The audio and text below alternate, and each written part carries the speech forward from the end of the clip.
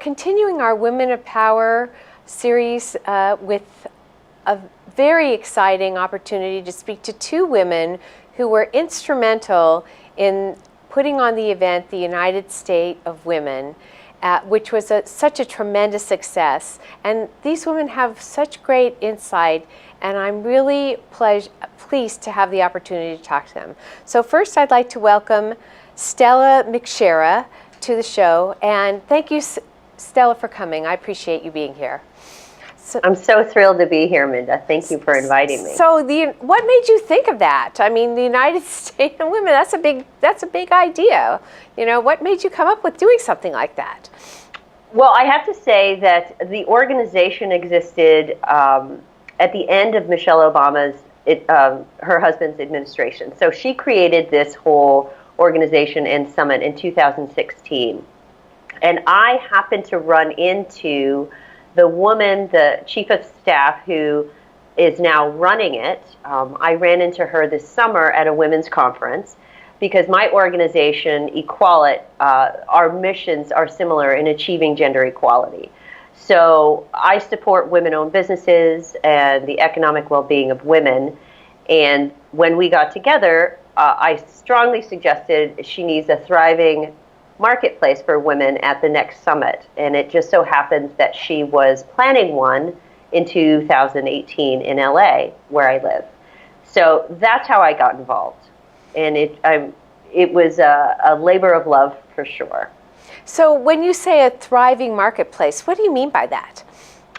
Well, for us, we've all been to a lot of, or many of us have been to trade shows, and there's a line of, tables, and it feels very impersonal. Mm-hmm. So what I did was I brought in this fantastic company, Live to Matter. They're an experiential architectural firm, which designed and built out the marketplace to create more intimate spaces for the marketplace. So they're in more of circles instead of linear lines. And then we created incredible programming that included a fast pitch for female founders, and an opening coffee talk with Michelle Gellar and Jeannie Mai, as well as a fantastic panel of athletes that became entrepreneurs.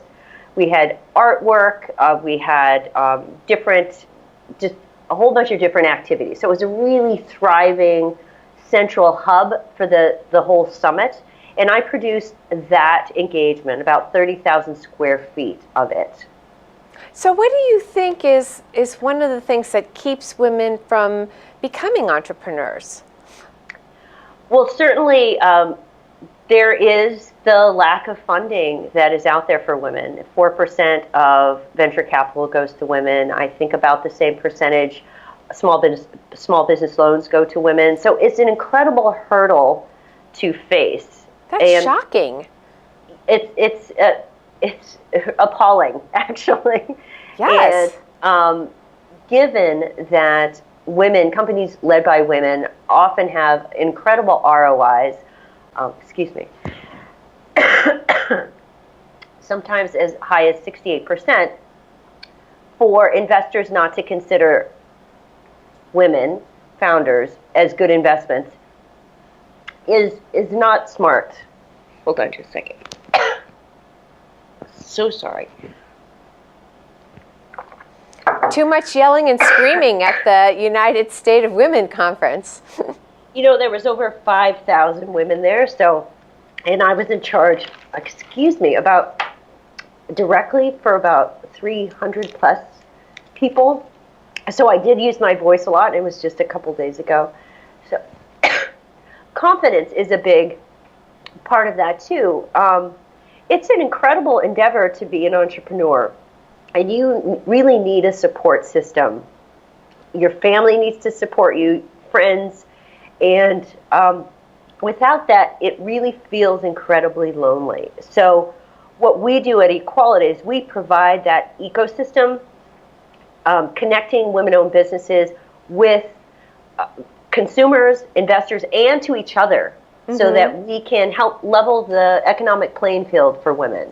I think that one of the things that women don't really realize is that every woman who heads a family is an entrepreneur.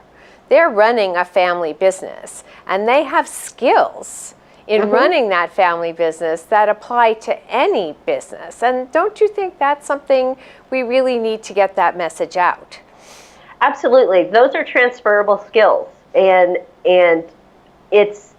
we need to, as women, identify that those are valuable and that those can be applied across any business. And we just need to make sure that we can hone those skills, be able to list them on a resume as something that was really important, or your business plan, that you're really good at organization, at finance management, at all of these marketing, everything.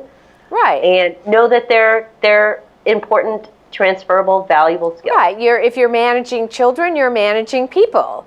And if you're getting them to do what you want them to do, that's a pretty big achievement in managing people. It's incredible, for sure. So I think one of the issues that you brought to the attention is that people have they have skills. Now we have to match that with opportunity. And where do you see those opportunities coming from for women? Well, for women, I think so. Women are 1.5 times, or 1.17 actually, more likely to start businesses that have social impacts. So that means they're really interested in solving a problem that affects their families and their communities and helps our communities as a whole.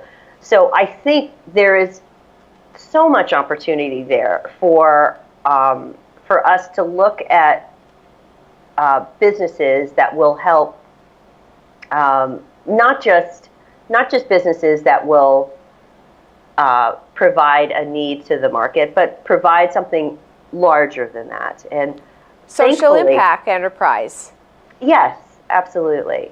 So in terms of what specifically what industries, I think there is an opportunity in all industries, in all businesses, but to have a social impact, to have some arm of your business that authentically gives back is important. Well, I think the new measurement for those kind of businesses is the triple bottom line, right? Return on income, social in return, and then sort of a social environmental return on as well. So how can we make people aware of that, and how do we motivate people to get involved in things like that, where they take their passion and they convert it into something that works well?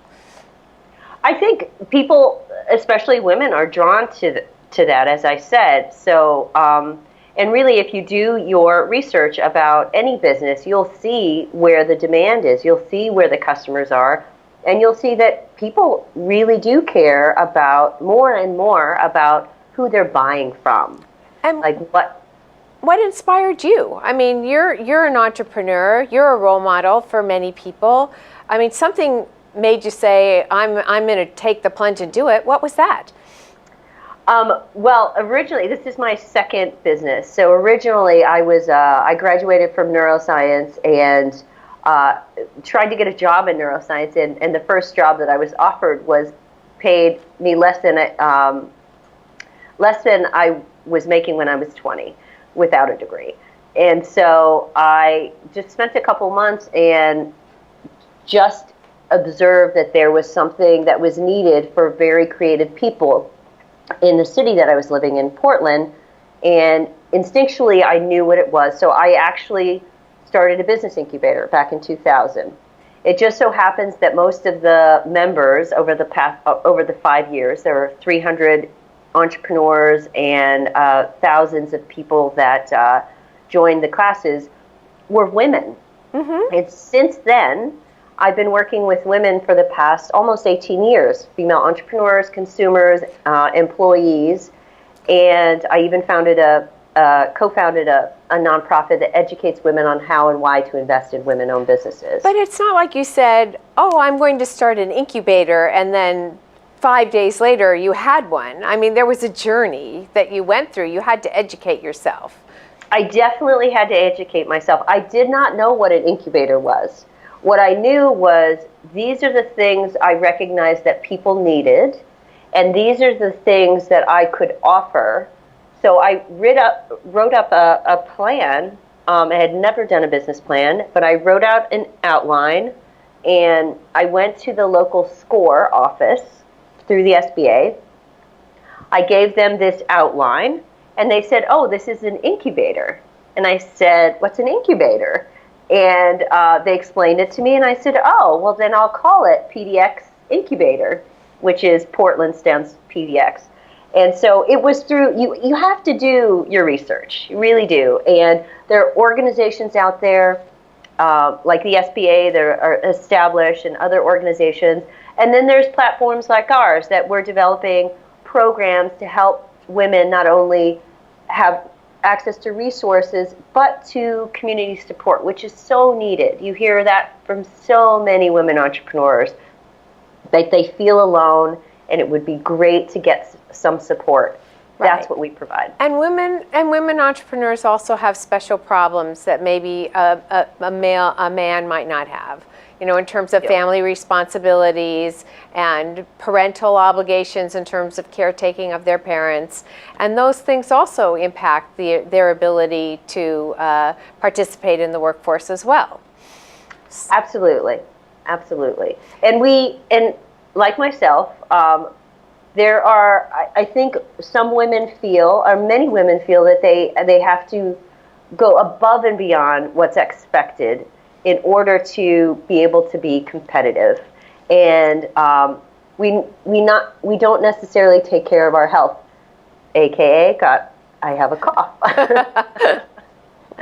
So, you know, when we have that community of support, we can check in, and then we could strive for balance that we all need. How do these aspiring women get in touch with you? They can go to Equallet.com or Stella@Equallet.com and write to me directly. And most certainly, before they shop, hire, or invest, look at our platform, find a business that you can do business with, and help all women thrive through consumerism and investment. So again, women of power, women of grace, looking not only to their own businesses, but a person helping other women launch their own careers. Stella, I really want to thank you for coming on the show. Thank you. It was so nice to be on the show. And apologies, next time I will be at the prime of health, I'm sure. You will be no cough. Yeah, no cough. Thank you.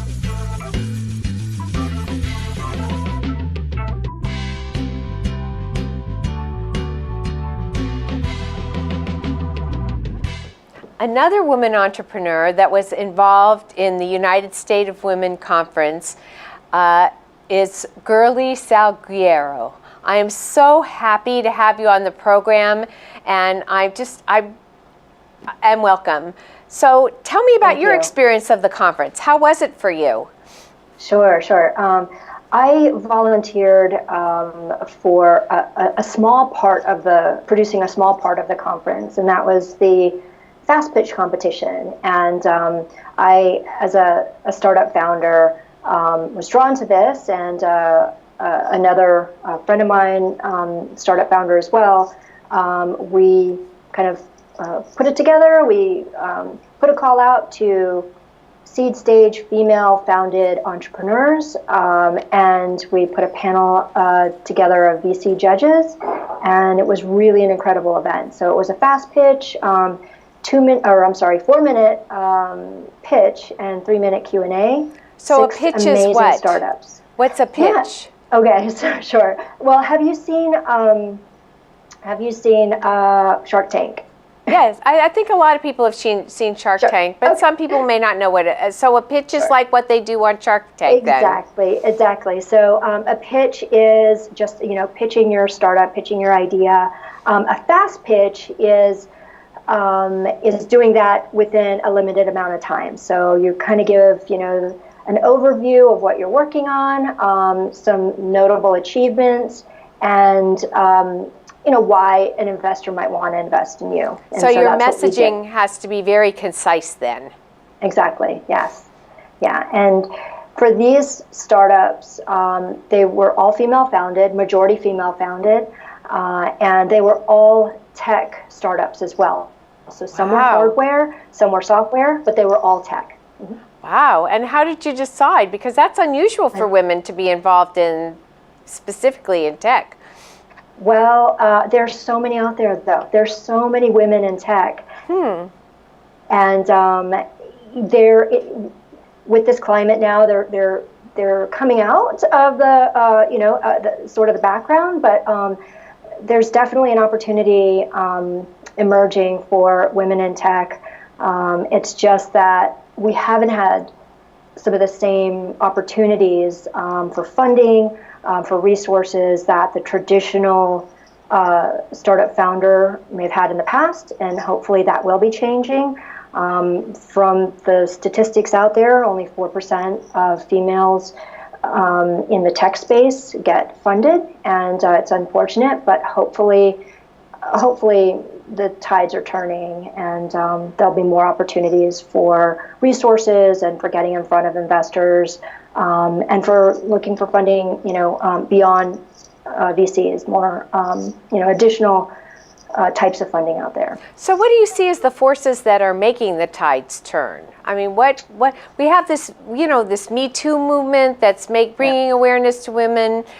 We have a lot of women entrepreneurs that are having organizations. You had 5,000 people at the United States of Women, State of Women, and it just is, that's a huge turnout for an event focused on women entrepreneurs. So, I mean. Well, what's I changing? think there could have been more. We were at capacity, so I'm sure that if the fire marshal were involved, there would have been way more people there. No, it was a really exciting event, and it was very inspirational to see women, not just in tech, but in all walks of life, kind of come together to connect with other people, but to learn about the resources out there, the organizations, the other women in the same boat, who feel, who feel connected around, the 6 pillars of the United States of Women, which involve, economic empowerment, health and wellness, educational opportunities, entrepreneurship, which is what I was involved with, violence, leadership, those sorts of things. So you're an entrepreneur. I mean, when you were a little girl, were you thinking entrepreneur? Like, what led you down that path? Yeah, it wasn't in my family. I wasn't introduced to it at an early age, but I was in sales before in a completely different industry. The startup that I have now is a digital Comic-Con. It's a social marketplace for pop culture fans, being in sales and being in pharma sales, we were able to treat our own territories as, sort of like our own businesses to a certain degree. And that kind of autonomy, I think, really informed how I looked at entrepreneurship. And when I left that very stable career and jumped into what I'm doing now, which is, I feel like I'm still kind of free falling because it is so different than what I was used to in the past. But I do think that that everything in my life kind of led me to this point. I'm 52 now, and I kind of got into this, later in life, but I've been working on it for the last several years now, and the startup itself has come together. But we've got a team, we've got a product, we're getting out there. But it wasn't something that I was exposed to early on, but it's something that I wish I had been. Maybe it wouldn't have taken me this long to get here, but I was also a single mom for a long time, and I felt that having that stable job and having benefits was something that was a priority for me. Although I had entrepreneurial ideas, all my adult life. I just didn't feel like I had the stability and the opportunity to kind of venture out until my kids were grown. They're grown and they're on their own. They have their own insurance and they have their own jobs and apartments. And so I could take a chance. And that's what I'm doing now. So. But here's the thing. So you're an example of people where you say, I've done my duty, I've raised my kids, you turn 50 and there can be a new life for you. I mean, that's so exciting, so inspirational. And that you would take that risk is really, is an amazing adventure to take at that, when most people are thinking about retirement. I mean, it's fantastic. Yeah. Well, and it's not, it's not the only path. Had I been exposed to entrepreneurship at an earlier age, I think I would have taken more chances. Even being a single mom, I think I would have had maybe a better perspective about it. And by no means do you have to go down one particular path. There are so many incredible women out there who are, working their day jobs. They're single moms themselves, and then they take the time out either, late at night or early in the morning to work on their own business. And that's I'm so impressed by those people. For me, the opportunity came about later on, as a lot of people in my cohort are sort of thinking about retirement. And that just wasn't for me. So I decided it was time. It was a very personal decision, but I left, a stable job and benefits and, all those like creature comforts I was used to, like salon days and manis and pedis. I don't know what any of that is right now. So I took, my savings and my 401k, kind of invested it in this company, moved out to LA because where I was living, the startup really wasn't gaining much traction or momentum. So it's definitely been a challenge, but I'm super thrilled to be in this position, and I'm sure the story will be a lot different, kind of on the other side once we are sort of once we're successful and we've got. We're on our way, but right now, because everything is so uncertain, it's still scary. Of course, but so in terms of women who are looking to do this, the fear is intimidating but exciting, and it's never too late to get into something that you really are inspired by. Absolutely. And the other thing is that it sounds like you have a good support network that you've acquired over the time that's helped you to put this business together. Absolutely, and that support network includes other female founders as well in the LA area. Stella is one of them, but since I've moved to the area and gotten involved in the startup community, I have to say it's one of the things that was surprising, but so very impressive to me. The LA startup ecosystem is really generous, and people are out there, women, men, founders of all types, very generous in helping connect the dots. And so I'm fortunate enough to have found a community like that, and that kind of helps. We all help each other move forward. So in terms of it's up to you, the message that we're trying to portray here is that it is up to you. You have opportunities, you can take them, you can choose not to. There are many doors that may open to you, and no matter what your background, your age, your economic status, you can take those risks and you can succeed. It's really up to you.